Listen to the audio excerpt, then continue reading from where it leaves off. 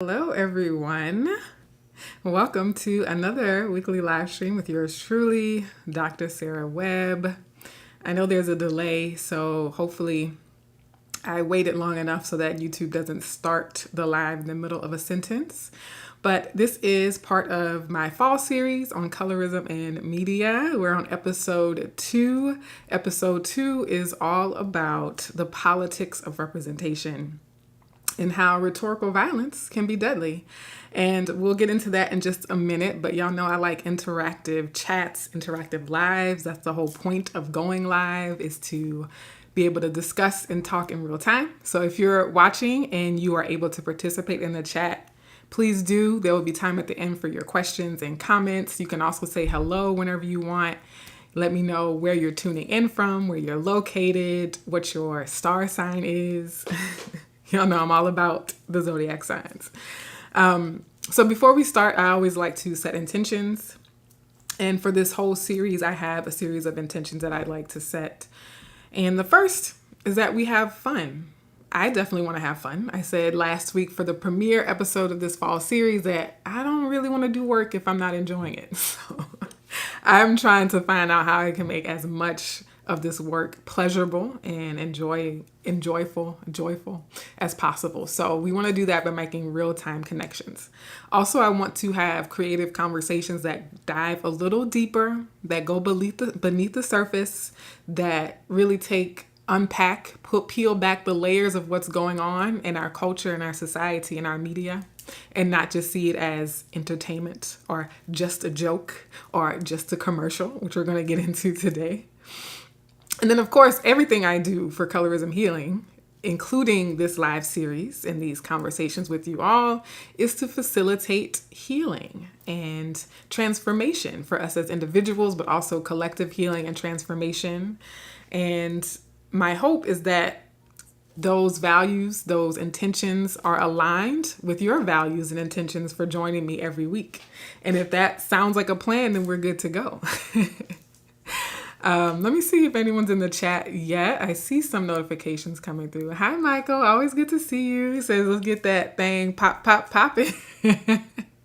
Oh my gosh. I love seeing you in the chat every week. I will be so sad if you ever decide to stop watching. But I appreciate the good energy you bring, the good vibes you bring, as always. I got to bring you on live one day because I think the folks need to see you, first of all, because everybody sees you in the chat, but I want folks to actually be able to put a face with the humor.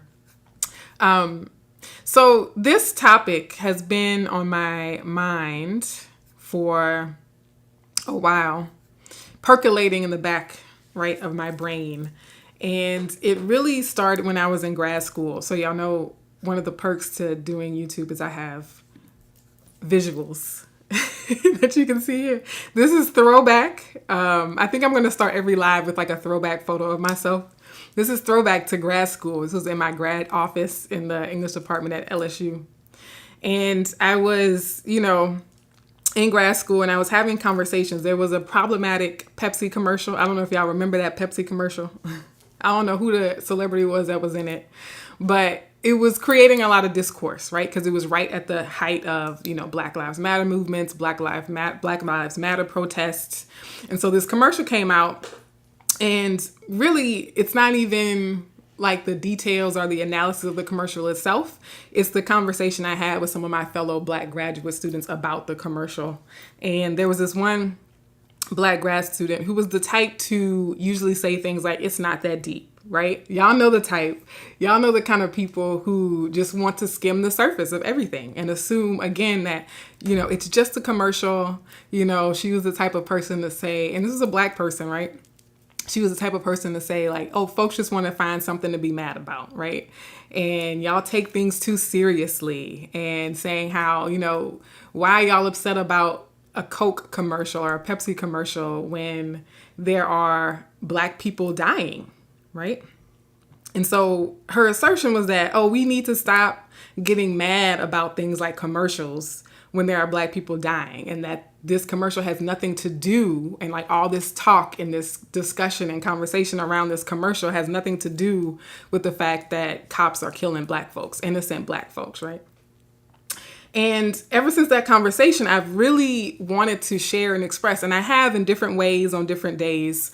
But really, I came up with the title for this episode because I vehemently disagree with her position that something like a commercial has nothing to do with the murders and the killings of innocent Black folks. So that's what we're going to be talking about today. I know it's kind of deep. Well, you know, every racism, colorism, all of it is deep, right? But, you know, I know it's a heavy topic because I am not just being hyperbolic, right? It's not just hyperbole. It's not just clickbait, right? The title that rhetorical violence can be deadly. I mean that literally. And so I will start with, you know, a quote that I have said often and thinking about why we're having this conversation about media, why media matters. And the reason why representation matters, representation in the media matters, is because the way people are represented determines how those people are treated, right? So if a culture or a society portrays a group of people in a certain way, you can best believe that's how they're going to actually treat those people. And we've seen it time and time again. And I'll go back even further than grad school to when I was in high school, right? So I grew up in Louisiana. Many of y'all already know that. Who that? And I'm really proud of growing up in Louisiana. One of the perks of having grown up in Louisiana is that we got to take field trips to different places. One of those places was the World War II Museum in New Orleans. Okay, so I took this field trip to the World War II Museum in New Orleans. Right now, the average person who goes to that museum might be interested in things like airplanes, submarines, missiles, like uniforms, right? But in that whole big old museum, that whole day of field trips, I have one memory, one.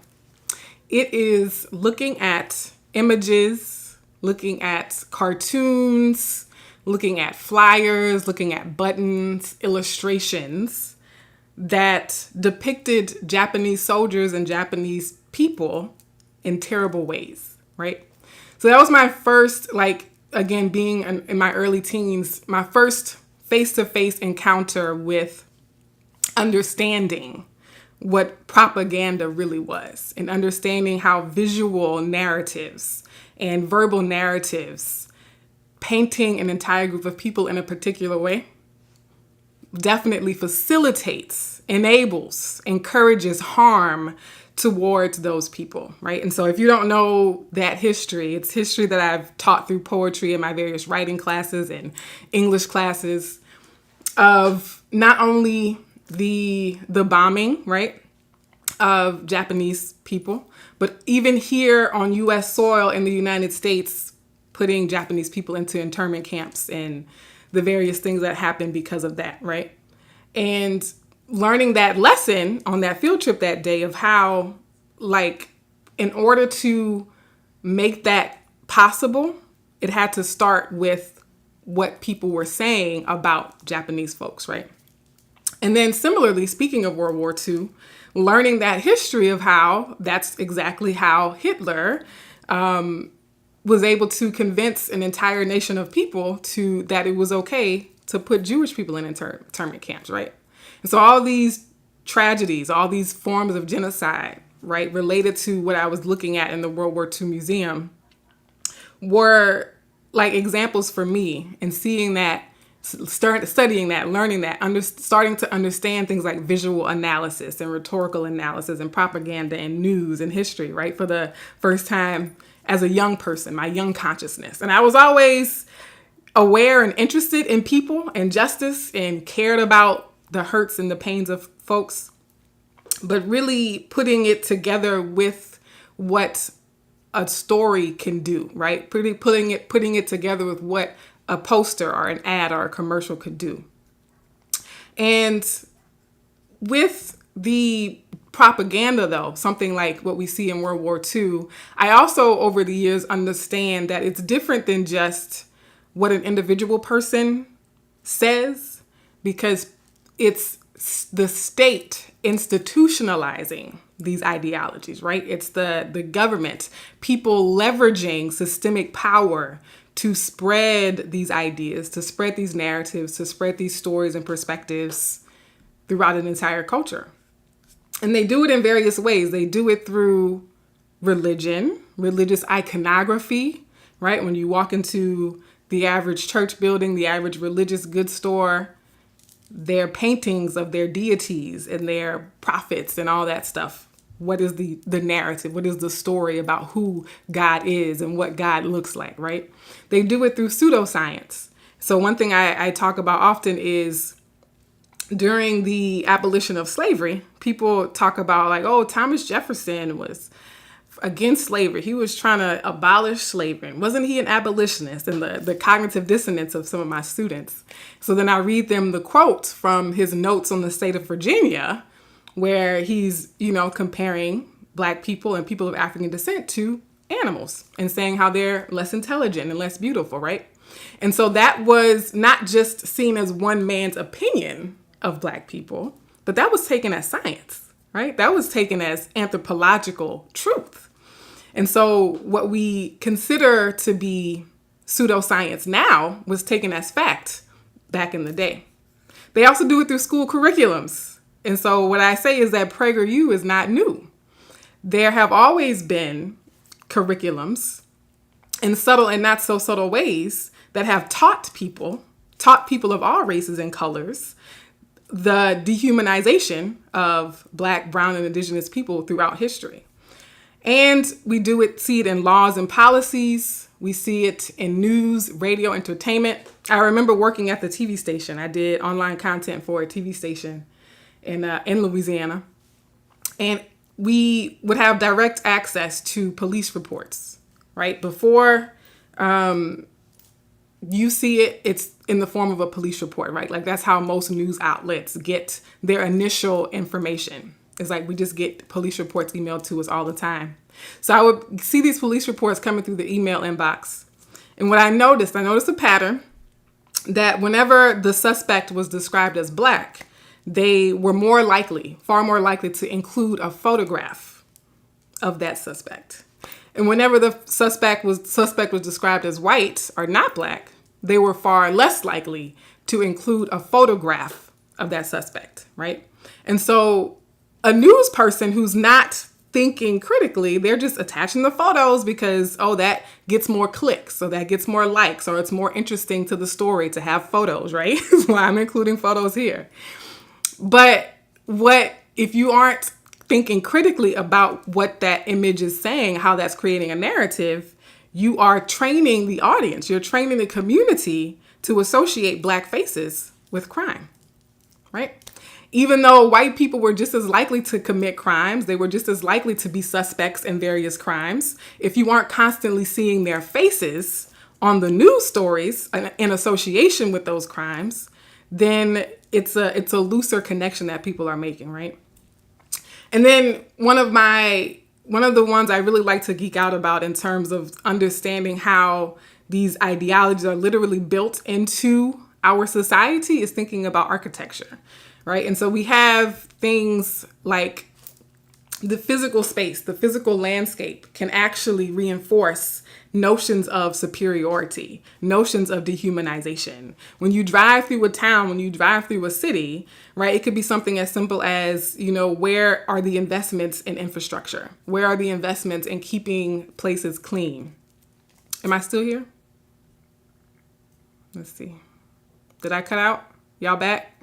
I don't know if it cut out or not.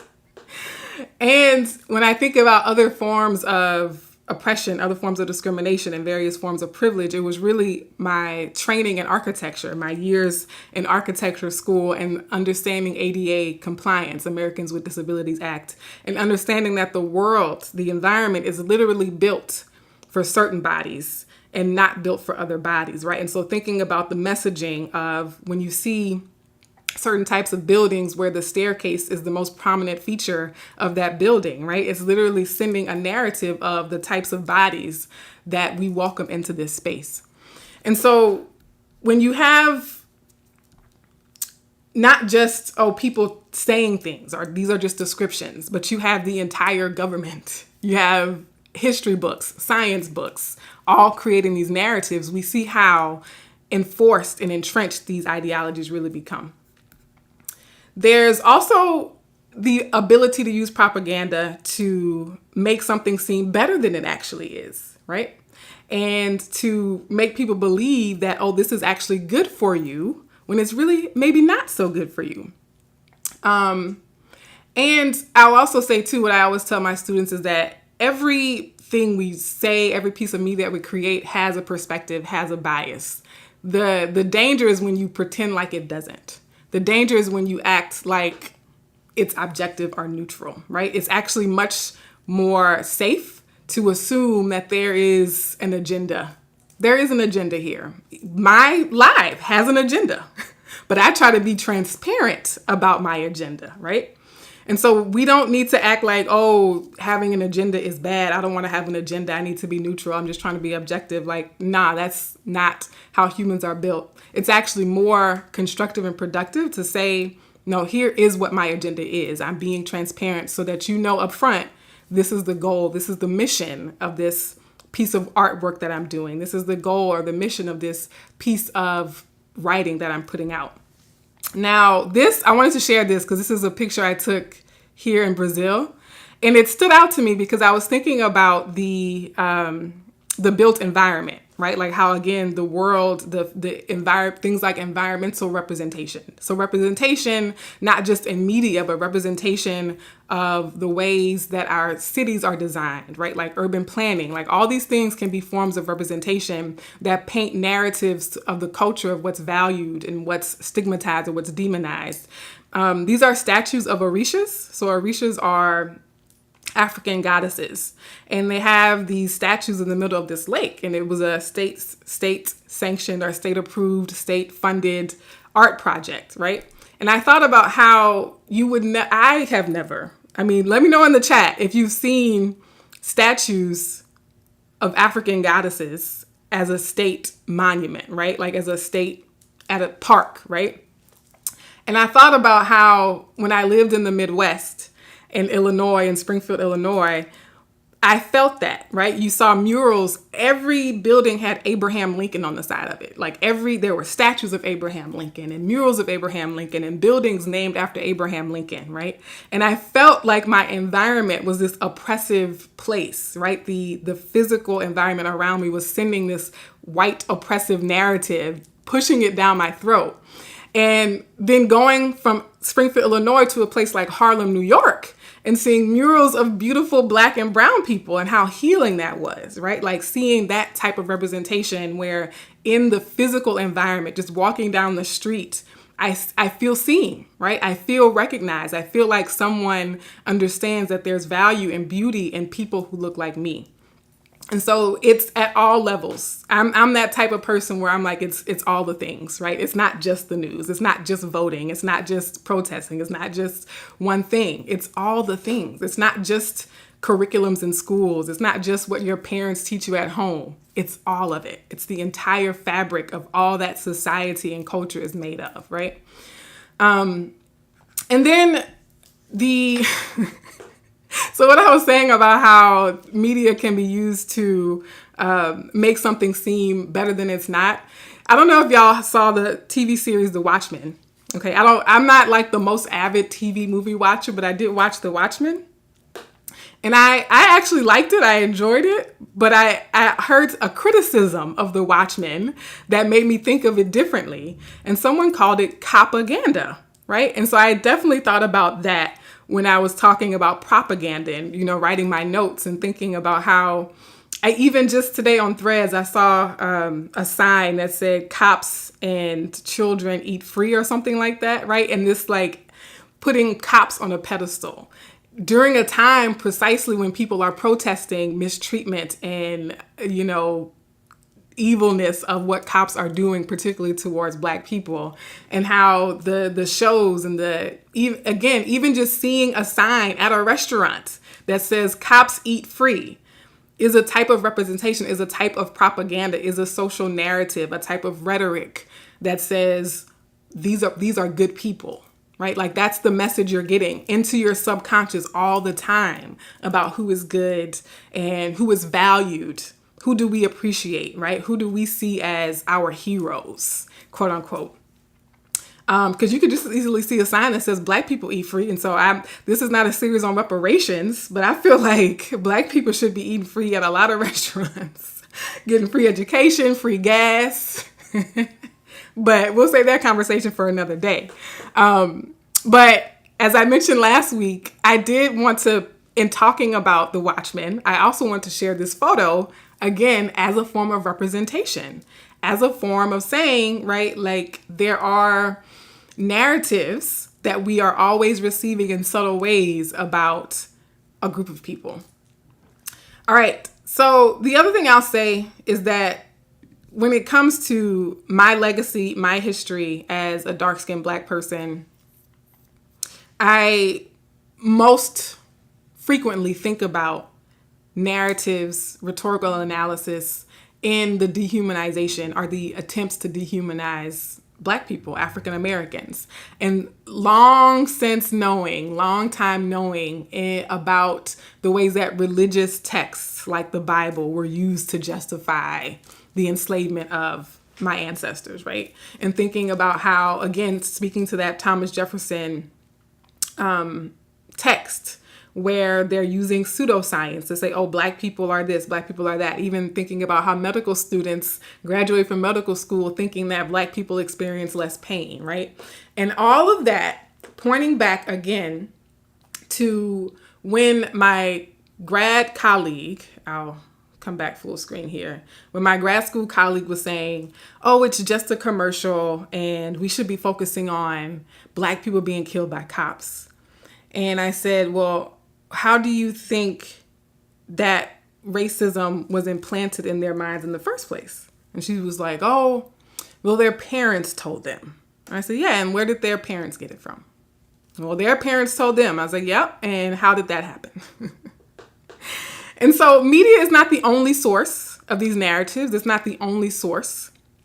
But what I know for sure is that when you have the violence against someone, it was preceded by a narrative in your mind about who that person is. So here we see that rhetorical actions and physical actions are like lightning and thunder. Whenever you see the flash of rhetorical violence, the boom of physical violence is on its way. That's what I think, right? I think that it's just like fire and smoke. You see the smoke of the physical violence? I guarantee you it was it was inseminated with rhetorical narratives, with stories about who those people are. You don't get to holding children in cages at the border without first telling yourself a xenophobic narrative, without being exposed and entrenched in xenophobic and racist narratives about who those people are and the value that they have in society, right? We have rhetorical violence that often includes things like the portrayal of people's beauty. Do we see these people as ugly, as unattractive? When I was in LA last October, I was in Los Angeles, and that was the exact time when the city council member was outed for describing darker skinned, more Hispanics with indigenous features and indigenous ancestries as ugly, right? And saying, I don't know where they come from or what part of Mexico they come from, but they're ugly. That's what she was saying. And so we can say like, oh, it's just about beauty. Oh, it's just who's pretty and who's not, right? But that's part of the dehumanizing narratives that allows violence towards people. So I guarantee you, if you look through all of the language around Africans, there is so much historically about the physical features in their supposed unattractiveness, right? It's the totality of the dehumanization. It's not just, oh, we think we're better because of XYZ. It's everything about these people is somehow inferior or superior. Rhetorical violence includes narratives about who's feminine, who's hyper masculine, right? Thinking about all of the ways that Black people were treated on plantations throughout chattel slavery. All of that was steeped in and rooted in beliefs and narratives about Black people being brutes or being less intelligent. I really don't want to repeat the narratives. Like, I don't actually want to say what the beliefs and the rhetoric was, because it's so violent and it's so vile and so ugly and harmful, right? So I don't want to like go through the list of everything they thought about us, everything that they still have entrenched in their minds about Black people and Blackness and Black women, right? But the books have been written if you want to do your own research. So rhetorical violence can also look like spreading negative narratives about the morals and ethics and behaviors of a group of people. To this day, when we talk about being followed in a store, that's an action, right? That action of being someone following you in the store, that's the physical action that they're taking.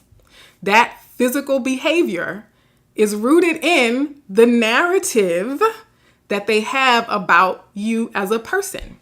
Because they see, dark-skinned Black woman with an afro. What's the narrative? What's the rhetoric, right? What's the stereotype that they've been trained to believe about me or someone like you when you're in a store? Thinking about, you just hear these conversations when you're talking about racism, like, Black people do this. And I saw it somewhere. Somebody was promoting a Black-owned restaurant, and somebody said, I hope that they have good service, because whenever I go to Black-owned businesses, the service is always terrible. I mean, I've gone to white businesses where the service is terrible. I've gone to Asian-owned businesses where the service is terrible, right? Like, Black people don't corner the market or have a monopoly on bad service. Oh, believe me, people of any race, because I have experienced it on many occasions. People of many, many different races giving bad service. Right? But we get attached, even as Black people, to these narratives about who we are. Rhetorical violence also looks like positioning a marginalized group of people as the source of a problem.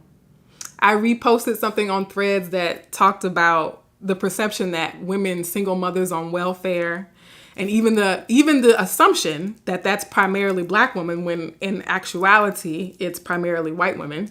But the assumption that it's food stamps that's destroying our economy, right? It's subsidies for single parents that are destroying our economy, right? When really billionaires and corporations get far more handouts, far more tax breaks and subsidies than working class and poor people will ever hope to get.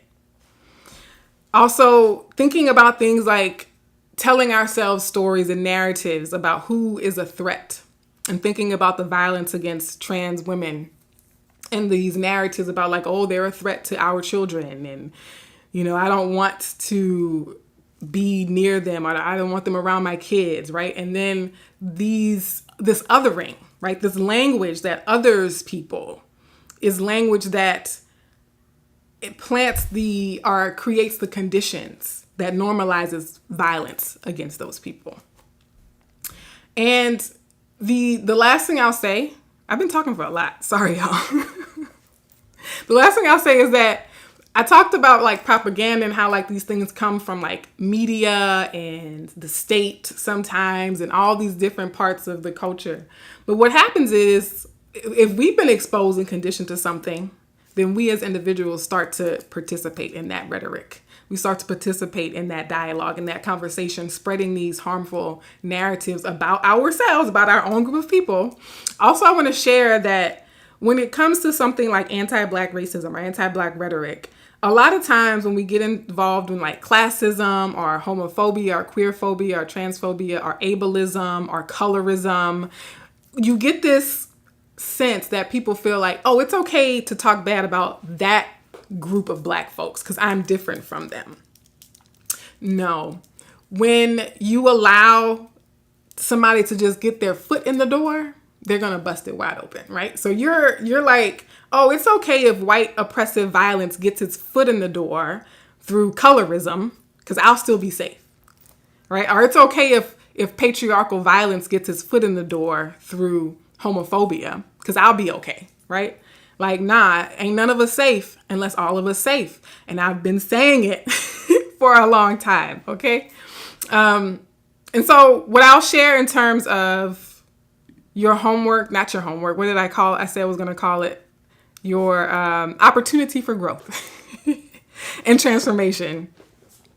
We can't, unless we are in charge of these things, we can't necessarily overnight change the architecture of the city we live in, right? Like some of these things might take generations to really undo, but one thing we can change overnight are the words that we use, right? Or it might take time to unlearn them, right? But we can overnight start to look for different ways of describing ourselves, describing other people, especially other groups that are more marginalized than we are.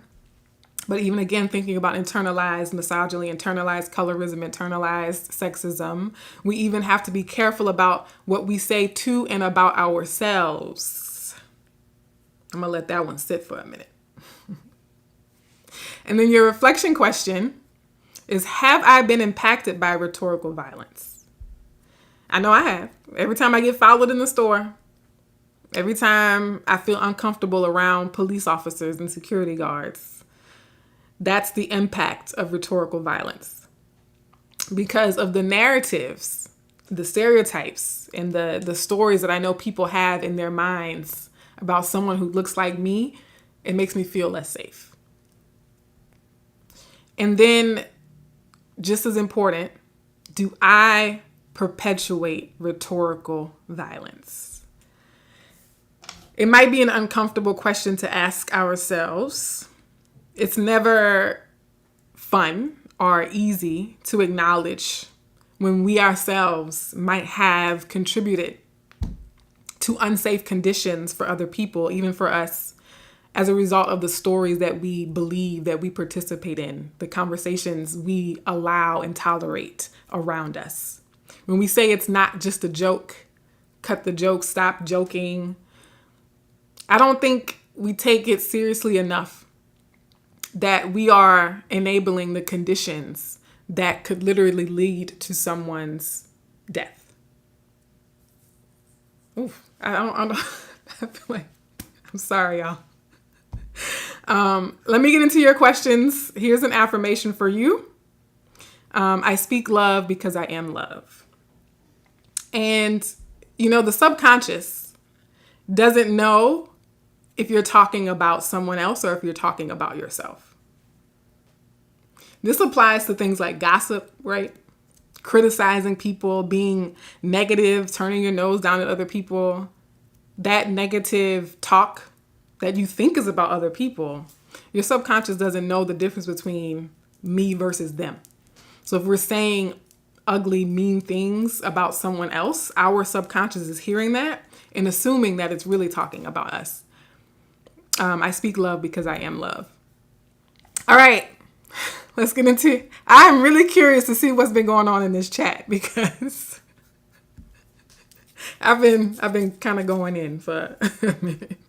All right, let's see, back to the chat. Oh, hey, Caressa, what's up, fam? Hey, K Michelle says, no, we good? Okay, cool. Yeah, I feel like I thought I had got a notification that said the connection dropped off. Hey, I know that place, saw it on TV with the Orishas, a documentary series. Yeah, see, Michael. Of course, you know that place. Of course, you've seen the documentary. You're good. Just walking down the streets, I feel seen, and we get attached to narratives about who we are. Thank you for the quotes. Thank you for adding the quotes here. Hey, T Intuition. It impacts the way I act in the store, and I know myself, right? Oh, I can put these up. I forgot I can put your comments on the screen. Yes, it impacts the way I act in the store, and I know myself. What does this one say? There is a chain of stores here in the Netherlands that I boycott for more than 10 years now because they kept following me. They ain't getting none of my money. All right? You can go ahead and out them. Go ahead and out who they are in case I'm ever in the Netherlands and I don't have to shop there. I can stay away. Yeah. All right. So not a lot of activity in the chat. I know some people said that they watched me on TV and so they couldn't really participate in the chat, but I see, 10 to 15 people watching. Thank you all so much for watching. If there aren't any other questions or comments to share, I will leave the affirmation up on the screen and say goodbye for now. Where did it go? Let me get back to here we go. All right, folks, next week, the topic is It's Deeper Than That, the hidden messages in media. So if you would like to talk about specific pieces of media, please let me know. You can email me, DM me, put it in the comments or whatever.